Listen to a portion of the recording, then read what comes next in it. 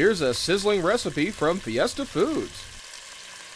Welcome back, everybody. Okay, I think I'm done with the mixing. Also, we added some cumin into it. How much cumin was in it?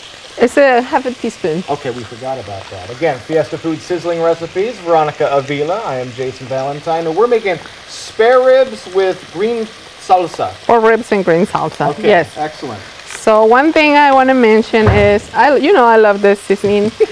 I put 2 tablespoons, but if you don't like, this is salty. So if you want to measure the salt, you can put it at the end. So I'm just going to put 1 and then I taste it. And okay, perfect. Okay, so pour the salsa. Okay, here, just pour it all in? Yep. Okay. Look at that. Because we're gonna let them finish cook on this salsa. Okay. You know. So how long do we let it sit in the saucepan for with the ribs?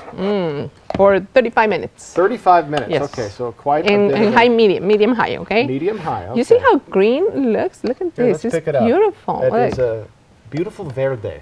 Beautiful verde. Yes, and you can add some potatoes also if you want potatoes. Okay. You can add whatever you Some want. vegetables if you wish. Yes, and you're gonna cover also. Okay. Okay. So this is the finished product for you. Oh, it's so my you can favorite taste part. it.